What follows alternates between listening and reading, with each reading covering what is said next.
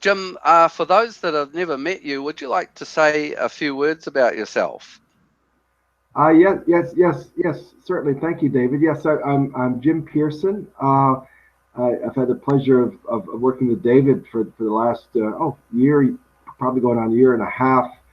I recently finished a series here on Night School, War and Peace in the 20th Century and Beyond. So we spoke about World War I, we spoke about World War II in the context of the work I had done on my thesis with Bishop Berggrav of Norway and Dietrich Bonhoeffer. We'll come back to that. Had the interview of interviewing and writing about George Armstrong, who I think is also online with us, the Korean War, and then the War on Terror. We just wrapped up a couple of weeks ago. So there's been a resistance theme all along.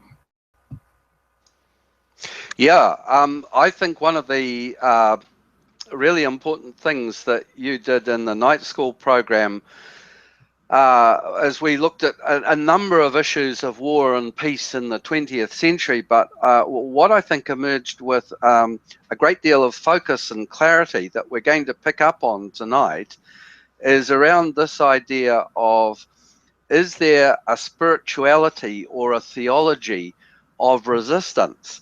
Now, we've called tonight's hangout ethics in the marketplace, so it doesn't need to be just resistance, if you like, to issues of war and peace, but are there forces at work in society that a theology or spirituality of resistance should be brought into play, particularly in the marketplace? The effects of globalization, all of that kind of thing. So at this point, Jim and I will start to pick up the questions. And our first is a quotation from Peter Matheson. Peter, by the way, sends his apologies. He can't be in this meeting until 8 o'clock tonight, and by that time we will have closed. But his paper, he called A Spirituality of Resistance, and I think it's due for publication in Tui Motu in the next little while. I'm not 100% sure about that. But Peter highlights this fact. This society, that is our society in New Zealand, the one we live in today, creates countless victims, and not only economic victims. And he goes on to say that the traditional core value organisations, churches, trade unions, voluntary organisations, all these things are marginalised in today's society. You got any comments that you'd like to make about that, Jim? Yeah, well, I've done quite a bit of thinking. That was a very thoughtful and an excellent article by Peter. I was kind of latched on to his phrase incipient totalitarianism, just how basically the government with the education and the healthcare and national programs that basically telling us if everything's under control. Now, I would say that a challenge which might be a factor within this incipient totalitarianism is the political correctness syndrome. It's what I call it, that we've been experiencing in Western culture. My own the land of my birth, the USA, is experiencing this as well. We have to tolerate everyone, respect everyone.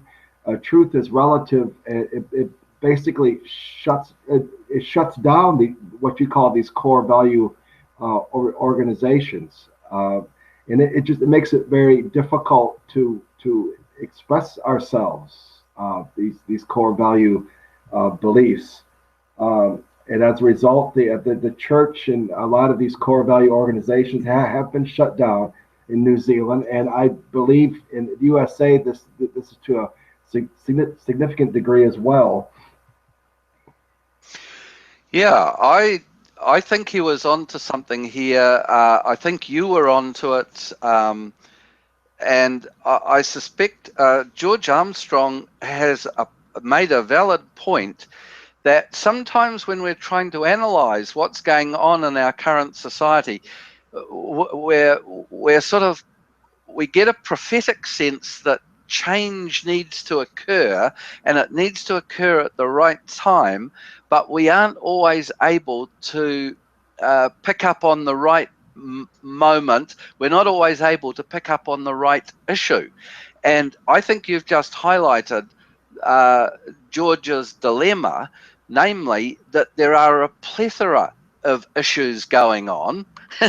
And because there are so many, we're not quite sure which one is going to be the trigger point for resistance to emerge. I believe that in New Zealand society, I just earth it back into here, when Peter Matheson says that the society is creating countless victims, but not only economic ones, I think that the economic victims are a relatively recent, that is to say, post-World War II phenomena, because prior to World War II, the economy's scale was totally different, and if you like, a lot of people were very, very poor. What's happened in post-World War II, particularly since Ruth Richardson's mother of all budgets, but it was a process that was begun by the Labour government of David Lange sometime before.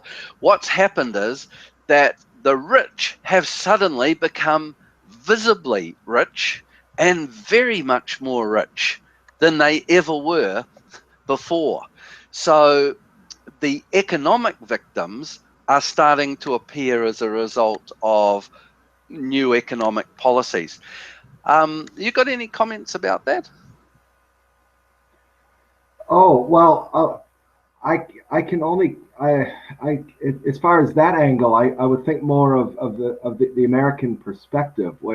So we're one of the few of the OECD countries that don't have national health care. I mean, Obama has tried to bring it in, and it's kind of trickling down slowly. But in the early 1970s, is when the sort of the pharmaceutical companies and the insurance companies, and that was under the Nixon administration, where that kind of put the last nail in the coffin of any hopes of any national healthcare system. And I mean, there's a significant amount of Americans that still don't have national health care, and you go to a hospital there, and the first thing you're asked is, now, what's wrong with you, or how can we help? But it's how do you plan on paying?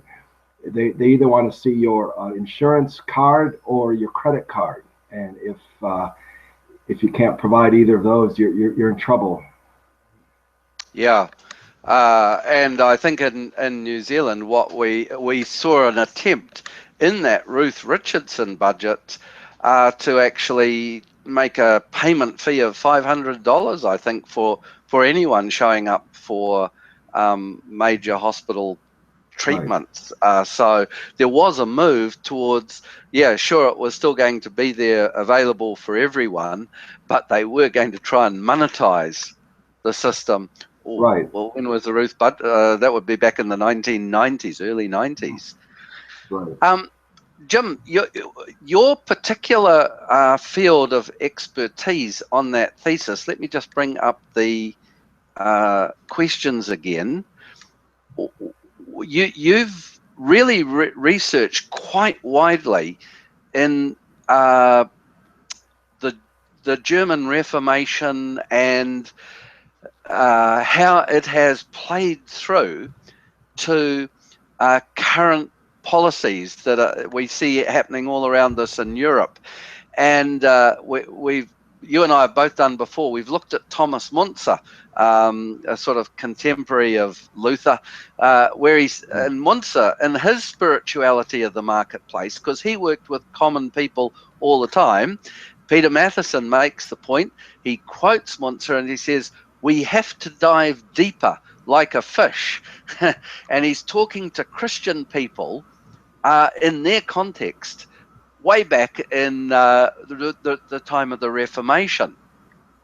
And then Peter went on to highlight in his paper in the Second World War, or just prior to the Second World War, there emerged in Germany a small resistance movement that were called praying and believing congregations. And if I just quote Peter briefly, it says, a more substantial resistance slowly emerged as new confessional identity was discovered, based on scripture and a non-institutional view of the church. We also had a very interesting comment from Eric Dodd, who asked in a prior to the broadcast. He made the observation that Bonhoeffer really didn't stand a show of being able to get traction, social traction, with the confessing church to resist the movement of Hitler and the Reich. Now, this is your area of expertise. What do you think? Do you see a slow resistance emerging with Bonhoeffer and Berggrav and so on? And do you believe that Muntzer was right, that somehow the churches have to teach their people to dive deeper? Over to you. Oh yes, well yeah. They do need to dive deeper. I believe there are groups. If we can come back to that, there are some groups even in New Zealand I can think of that are diving deeper. But getting back to Dietrich Bonhoeffer, he was in a dilemma by 1933. He was a bit of a prophet. I mean, he saw very early on what Hitler was doing, and I mean, even the day that he became chancellor, he was preaching against the fascist tendencies of Hitler's National Socialists. In fact, his radio broadcast, his sermon was actually cut off mysteriously, and that was either the day or like the day after Hitler was made chancellor. This was 1933, and he was trying to get people together and in unison to protest what was going on, but it unfortunately didn't happen. But there was a substantial minority movement throughout the 30s and into the 40s until the end of the war. Yes, like you said, the confessing church. Martin Niemöller would have been one of those influential pastors within that movement. He was imprisoned, I believe, about 38, and stayed in prison until the end of the war, and was a survivor. And I believe, in fact, I know someone who saw him when he came to New Zealand in the 50s and got to meet him and heard him speak. The thing is, the German National Church, which was dominant during this period, they were really taken in hook, line, and sinker by Hitler and Goebbels in the propaganda machine. Hitler had a very clever use. He basically syncretized Nazi ideology with Christianity, and the National Church just swallowed it. And so, where Bonhoeffer and others early on, they saw what was going on. Ironically, when Bonhoeffer went to Norway in about 1942, he wanted to meet Bishop Berggrav, who was the subject of my thesis. Berggrav was in prison. He was actually at a point where he was narrowly escaping being executed by the Norwegian Nazis. Ironically, it was the Germans who intervened. But Bonhoeffer said that at the time, he said he saw everything happening in Norway that he wished had happened earlier in Germany. He saw the bishops laying down their offices, mass protests by the churches, by the educational sectors, and people really protesting what the Nazis were trying to do in Norway. There was a distinct difference, wasn't there, between the spiritual approach to resistance. On the one hand, there's Bonhoeffer's approach, which did include, correct me if I'm wrong, did it include the possibility of violence? And did Berggrav stand in opposition to that? Well, they both read Luther were Lutheran scholars, and they saw the window of opportunity that Luther gave. Basically, if the state goes off the rails and they become tyrants, that citizens can take up arms, but only in the name of the law. But Christians weren't to go out on their own and trying to combat violence with violence type thing. Where Berggrav stayed more of a passive resistor. Bonhoeffer in the mid-30s was still a pacifist. He, in fact, at one point wanted to go to India and study with Gandhi his methods of passive resistance. But through a variety of factors that I mentioned in the article that you posted, David, he slowly saw that he needed to get part of the conspiracy, and it was a very small circle that he was in. There was another conspiracy circle as well, but they did not want to use violence. But he was, through a multitude of factors, felt that this was the way he needed to go. Not just to stop the maniac driving the car down the street who was running over victims, which was his expression of his way of putting it, but not just to stop the vehicle, but he actually went as far as taking out the maniac who was driving the vehicle. That's quite a powerful image. You mentioned that you were aware of some groups in New Zealand that sort of did have a kind of a focal point around resistance, or a spirituality of resistance. It's probably helpful for you to just elaborate on those. Okay, the Salvation Army comes to mind. I was doing some social work for several years with a Baptist inner city church here in Auckland, and I did go to a conference put on by the Sallies. And they actually have people who are assigned to Parliament, and they regularly, consistently put forward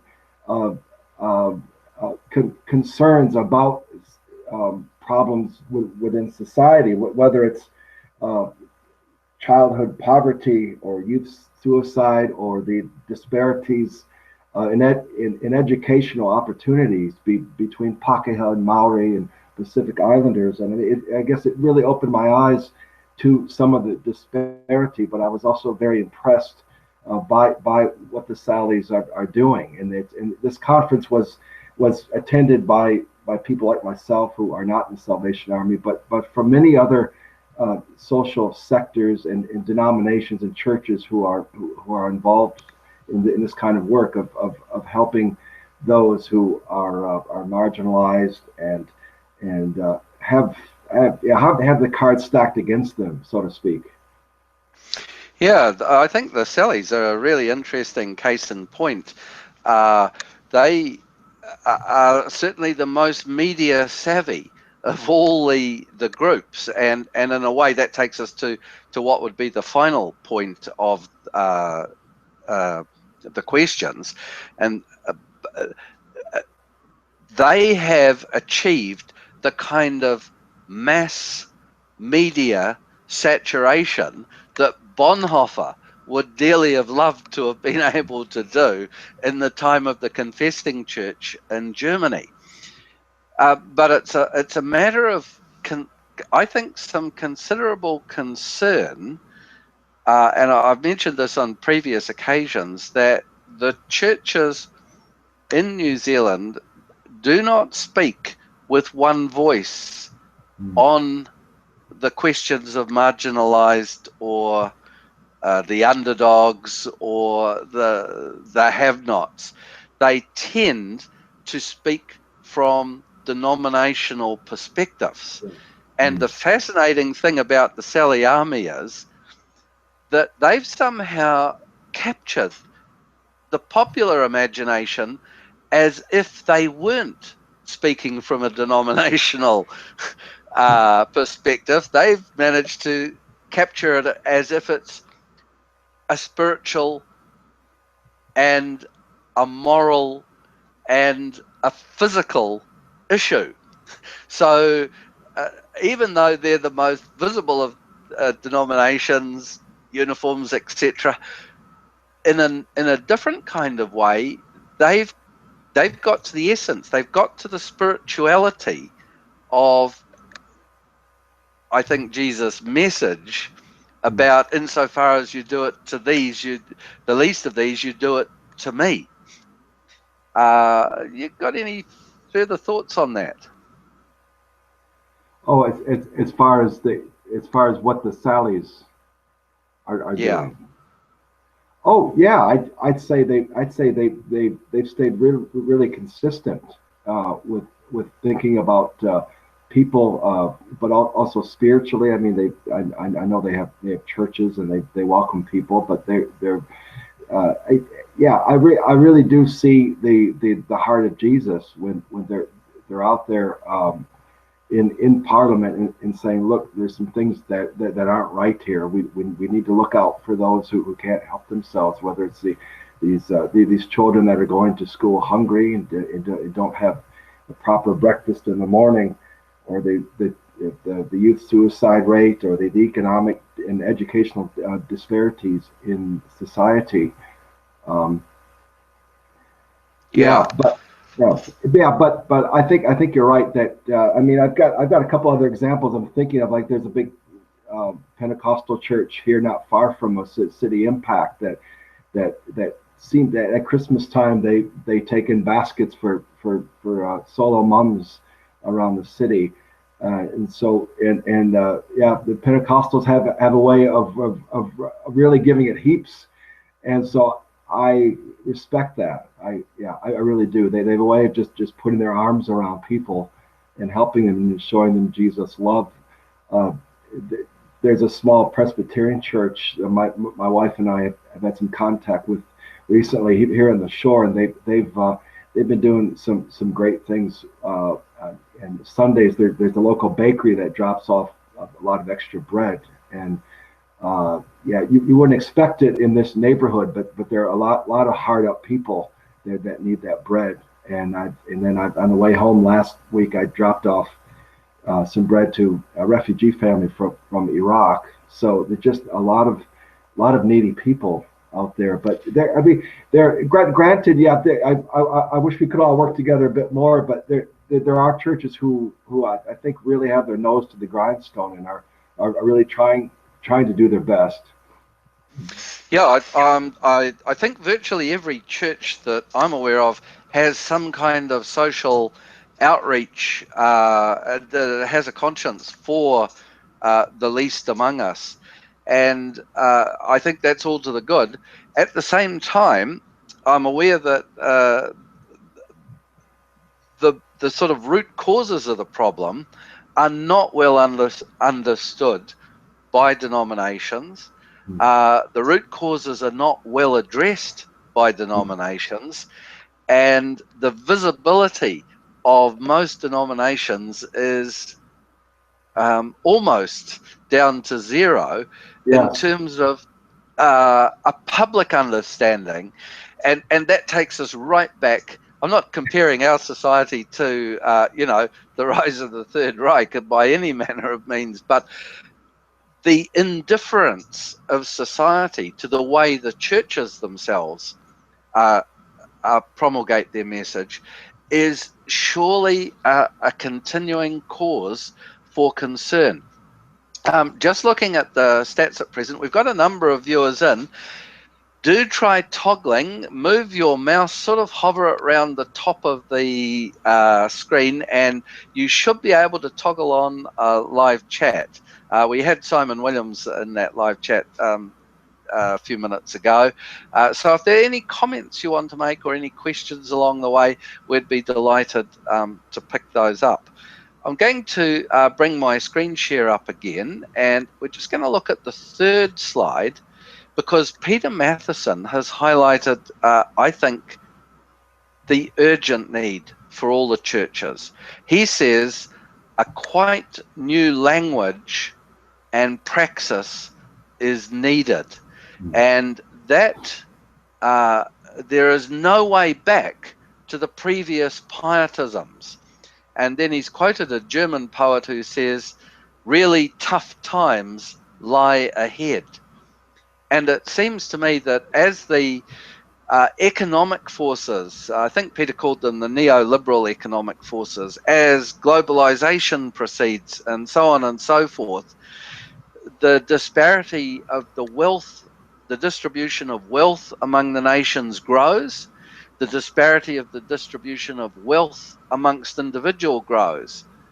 So a relative handful of people control the vast majority of the world's finances. The Fortune 500 magazine lists the top 500 companies, and these control a disproportionate of global economic enterprise.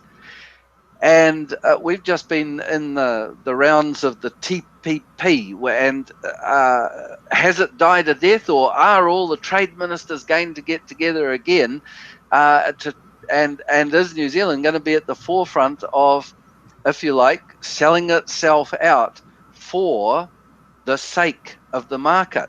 The ethics of the marketplace are, I think, questionable. We all enjoy to be able to purchase cheap goods, but at what cost has cheap goods come? Well, take just for example the manufacture of shoes. Jim, I don't know what it was like in the US, probably totally different scene. But when I was a boy, it was a big deal for my parents to put shoes on the feet of 3 growing youths. It cost a lot of money, and that was because basically we manufactured the shoes in this country. Sure, some were imported, but the bulk of your school shoes and your work shoes and work boots and so on were made here. As the economics have changed, of course, as everyone knows, it's so much cheaper to utilize the slave labor in India or other Pakistan, Bangladesh, wherever cheap manufacturing can be got. So though it's great to be able to buy a pair of cheap shoes, at what cost have I bought those cheap shoes? And is it Nike? I can't remember. They've been in trouble, haven't they, in the recent past, because they didn't necessarily go to manufacturing in Southeast Asian countries that was the best for the workers. And this has been creeping through time and time again. There have been the dreadful fires in factories in India and people burnt to death. There was the massive chemical explosion somewhere in India, and an environmental nightmare for people. And at the same time, we're busy pushing a kind of economic line that says, no, it's the right thing to go to where the goods can be produced for the least cost in order that we can maximize the profits of the companies, and consumers here in little old New Zealand will enjoy that. Any comments about that, Jim? Oh, yeah. Well, I mean, I think the organizations like, is it fair, like fair trade and things, getting, where they're actually trying to track growers of coffee in the third world countries and support them. And I mean, we hear about those quite a bit in New Zealand, but your question is, yeah, it's a real concern. These little sweatshops and the conditions that are going on, so that those of us in the first world can have the best running shoes. Yeah. Now I've got a very practical question. Simon's asked. Sorry you couldn't get in, Simon, but you're in that. We've highlighted your question. I'm just going to read it for our participants. It's, how do we get churches to think about the root causes of the problems that our societies face, e.g. poverty, housing crisis in New Zealand. I think we as a church should speak to these issues, but it seems to me, says Simon, that we're lethargic about this. And he is asking about the TPP. That's the kind of massive free trade agreement between a whole lot of Pacific countries and the US. But I'm just going, Simon, in order to answer that question a little more directly, I may have lost it. I'll bring it up in a second. How do we get churches to think about the root causes? This is where effectively you have to become, and I have to become, a bit more radical in our approach on Sunday morning. Now, if I'm not mistaken, Jim Pearson used to go to the Baptist church in Ponsonby. Correct, Jim? Yes, that's correct. Yeah. And tell us about the Baptist church in Ponsonby. What was it? Well, tell us about the minister, Mike Riddell, and how he got his congregation to attend to exactly these questions that Simon's talking about. What did he do, Jim? Well, he set an example. I mean, this is going back a ways. This is going back to like the late 80s. Mike, he went to city council meeting, and he was protesting because they were threatening to sell off the state houses, and Mike and there were a few others who were adamant that no, we need to provide this inner city housing, Ponsonby in that area, Hearn Bay, to people that need it, to people who don't have a home, and he was a bit like Ezekiel, some of these Old Testament prophets. He started taking his clothes off. At every point he made, he would take off another article of clothing, and it really raised some eyebrows. But then it was about at that point as well that they started the Community of Refuge Trust. This is now called Court Community Housing, and so they've now become very successful, and they've got houses. They own about half of their properties and rent the other half, but they're from Ponsonby down to Otahu, and they're from Avondale out to Panmure, and they've got some other cooperative projects. There's one down in way south of the airport. I forget the suburb, but it's way down there south, and so they've come a long way in 25 years. But I agree with you. In fact, I've got a few names on here that came to mind about responses. What should our responses be? And I had personalities that came to mind, not just in New Zealand, but overseas as well. They're sort of the kinds of personalities that we need, or at least the way we should reply to government about these problems. Yeah, you've got some names that are actually, you've written some down. Do you want to share with us? It's the world of politics. I mean, these two gentlemen don't strike me as Christian, and I don't think they've made but Winston Peters here in New Zealand, he'll say, the wine box stinks, and they'll ask him, well, what's wrong? And they'll say, no, it's up for you to find out. I mean, he's a dark horse. He's unpredictable, but he throws the issues back at people. And Donald Trump, who's very controversial, but he's also very anti-PC. He's pushing a lot of buttons, but there's something refreshing about him because he seems to be connecting with a large amount of populist sentiment in America, and he's putting his finger on things like immigration and jobs and the economy and things like this. In the world of music, I thought of Johnny Cash, the man in black. He was always the outsider, but he'd do concerts for prisoners.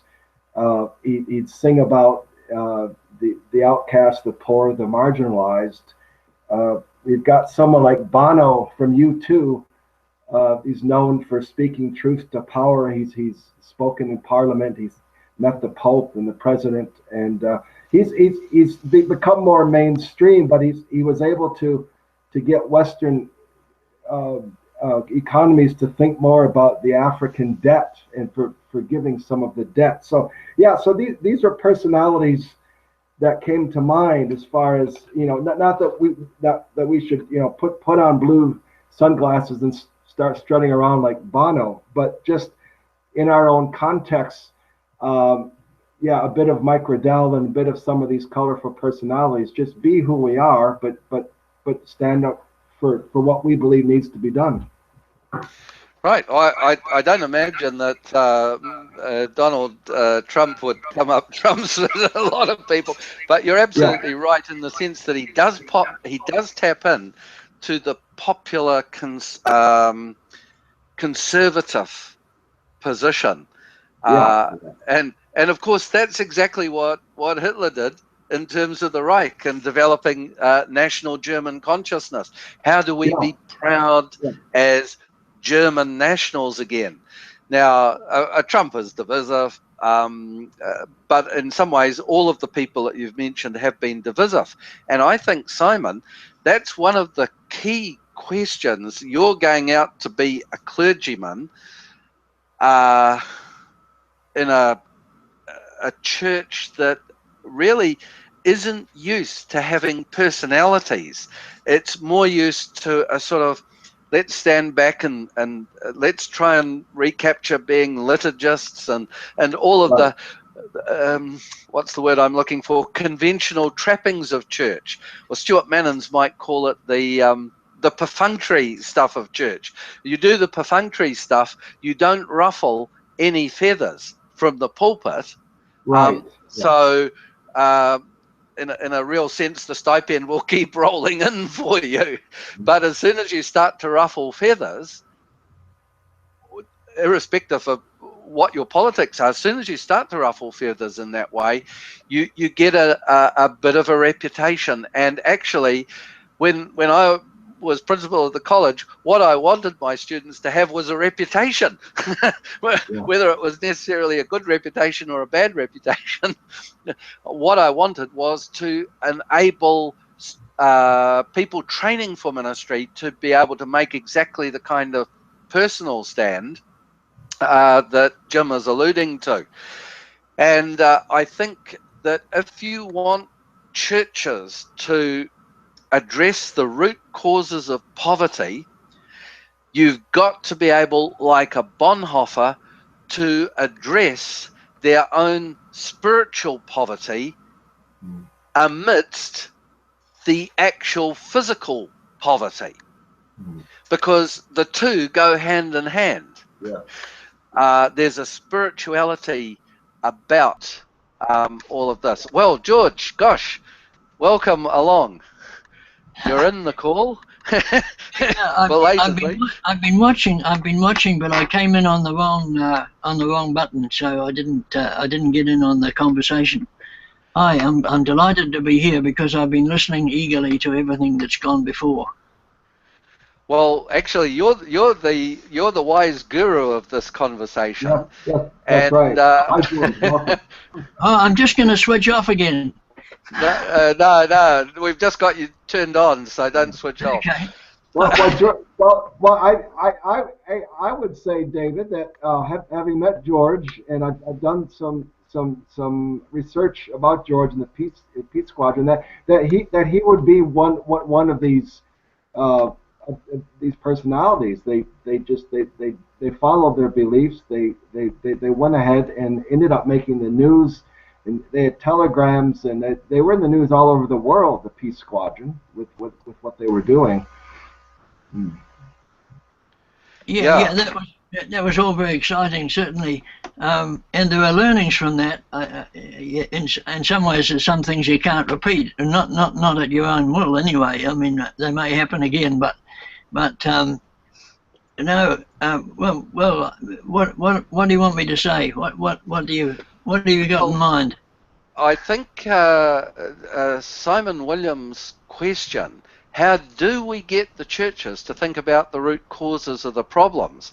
Now, as Jim alluded to, we had the Mike Riddell stripping off in church down to his underwear to try and highlight the issues. I mean, the media loved that. And you can see up on screen, I've got the the iconic photo of the Peace Squadron.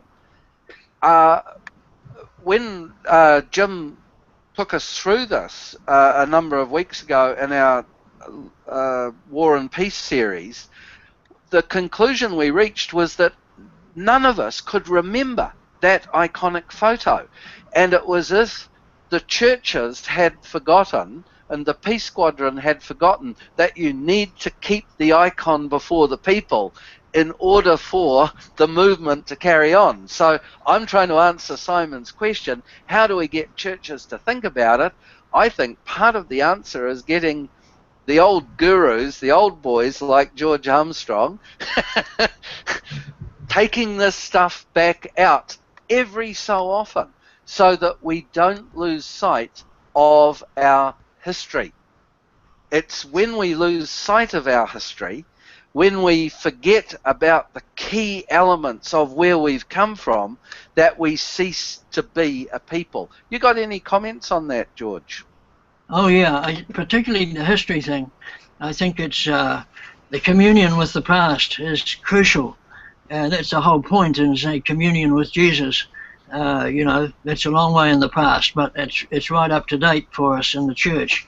And so I think that the history is really important, and especially the history that is highly symbolic.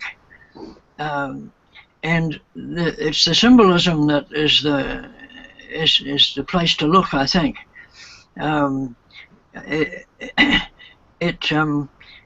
It's interesting that particular shot of Stephen Sherry on the submarine, you know, he had no intention to jump onto that submarine. He was actually rescuing somebody else, Terry, out of that boat you can see alongside the submarine. And in the spur of the moment, he was so angry about things that he pulled Terry on. Terry got off the submarine, and Stephen jumped on. And he couldn't quite say why he did it. He had no intention of creating a symbol. But he stood up there and turned around and eyeballed the captain up on the conning tower and said, turn this bloody thing around. And the captain was obviously, he was gobsmacked to find that someone had jumped onto his submarine. And so Stephen ended up riding the thing in like a surfboard, you know, and there was all this radiation paint that had been spattered onto the bow of the submarine. It was a radiation warning colour. It had been spattered on by Pat Macquarie and others who were actually driving the boat that Stephen had been on, and which Terry now found himself on. And so in the Star, the Auckland Star was still publishing in those days, and when I went over to the corner dairy and bought a Star, here was a huge headline right across the front page: "Hot welcome for yellow submarine." It was one of the best moments of my life to see that, because it was absolutely perfect. It captured the sort of spirit of it, and we had the symbolism. Now, how you keep that in front of people, that's a bit of a mystery. I think. I mean, I do occasional presentations to history classes in schools and that sort of thing. And of course the media keep dragging it out, and every now and then they come and dig me out of my cave and put me in front of a camera, and I enjoy all that. I'm an actor at heart. I like a bit of notoriety. And but I think symbolism, however or wherever it appears, or whether you can manipulate it or not, I think you can, because actually a lot of the thing is that the image of a small boat in front of a great big one came to me from the Quakers in Baltimore. We were still living in the States at the time, in Princeton, and I saw it on the TV screen, on our old TV screen that we had there, just before I came back home to New Zealand. and then it wasn't too long after that Muldoon got in and welcomed these worship centres, so they were the saviour of mankind, you know.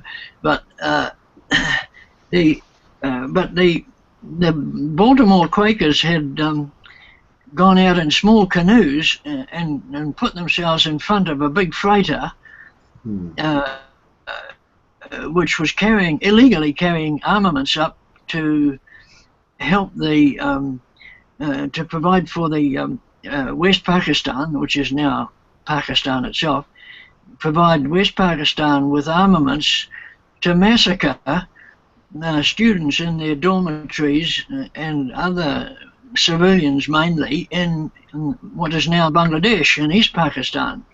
So they got out on these small boats in front of this freighter, and the freighter wasn't all that big, but a canoe is frightfully small, and you put the two together, it was absolutely brilliant.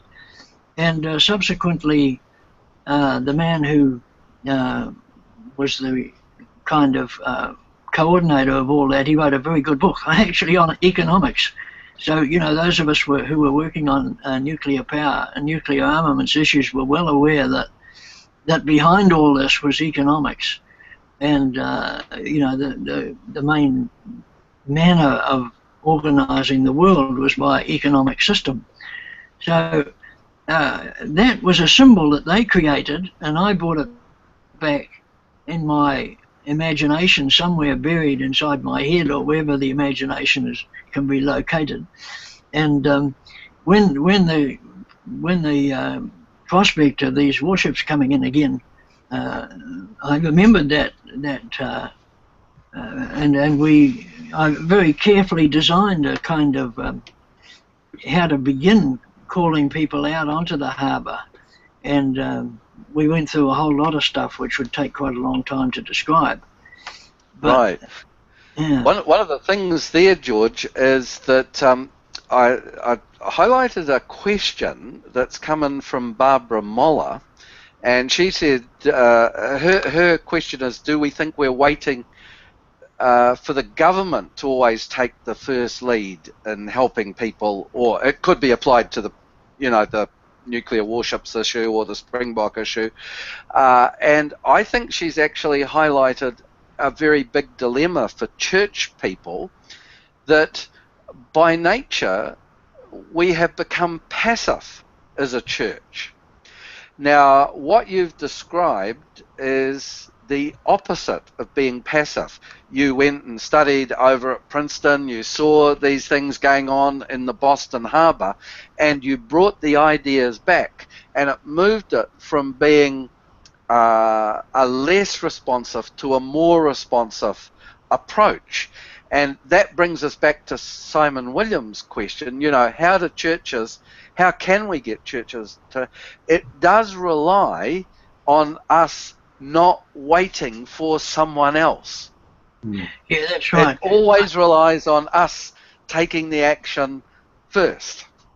Yeah, I think my basic feeling about that whole period, all through those years, whether it was the Peace Squadron or whatever it was that we had to get ourselves, and probably get our worship, our whole spiritual energy, we had to get that out of the sanctuary and into the streets somehow, so that it would become visible, it would mingle with the ordinary people, especially with those worst off or where there was the most threatening situations. We needed to get out there and needn't worry about what happens next. It's a bit like street corner evangelists. I used to feel quite positive about the students who were dead keen on getting out and preaching, you know, preaching a sort of the typical gospel thing on the street corners, because at least they were doing something in the public and you get some sort of reaction.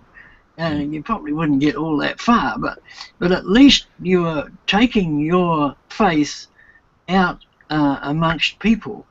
Now, of course, in the past, that's a terribly important point. You're doing it all the time, but there's need for a kind of a public, what I call a public worship, which is really public. I mean, I looked on all these demonstration things that we did; they were public worship, and perhaps at the time we took the public worship into the most dangerous places.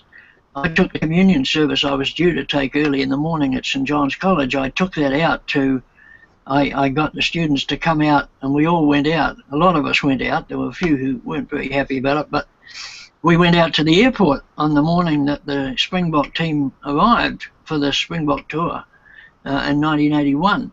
So, I mean, it didn't, I don't know what people thought. They saw us with the bread and wine outside the terminal entrance, you know, and it meant a lot to us, even though we were scared stiff.